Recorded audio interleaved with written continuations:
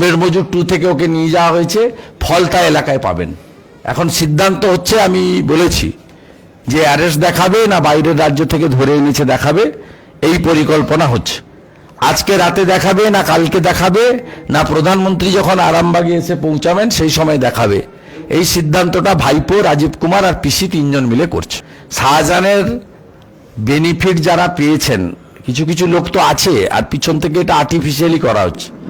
আপনি দেখেছেন আমি যেদিন গেছিলাম সেদিন মানুষের স্বতঃস্ফূর্ততা, শঙ্করধ্বনি, পুষ্পবৃষ্টি, সেটাকে কাউন্টার করার জন্য আমরা হাড়োয়া, মিনাখা, বসিরহাট, বারাসাত, অন্যান্য জায়গা থেকে সুন্দর করে দামি সমস্ত জামা কাপড় পরিয়ে কিভাবে আর্টিফিশিয়ালি সুজিত বসু আর পার্থ মৌমিক 2 কর্মচারী যেদিন গেছিলেন করানোর চেষ্টা হয়েছে, মানে কিলিয়ে কাঁঠাল পাকানোর মতো, কার্বাইড দিয়ে যেমন আম পাকানো হয় সেই রকম।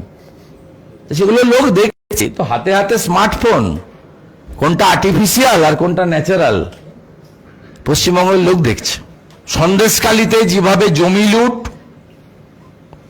মহিলাদের ইজ্জত সম্ভ্রম লুট, ভোটাধিকার লুট হয়েছে, ঠিক একইভাবে নন্দীগ্রামে জমি অধিগ্রহণ এবং মা বোনের ইজ্জত লুট হয়েছিল।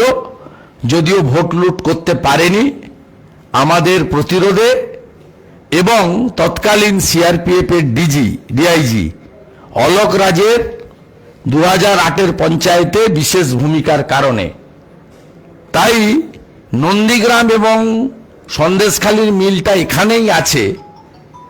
বশ্যতা বিরোধী সংগ্রামে পতাকা ছাড়া গ্রামবাসীরা দলমত বর্ণ নির্বিশেষে একজোট হয়ে অত্যাচারী শাসকের বিরুদ্ধে, অত্যাচারীদের বিরুদ্ধে লড়াই করেছিল।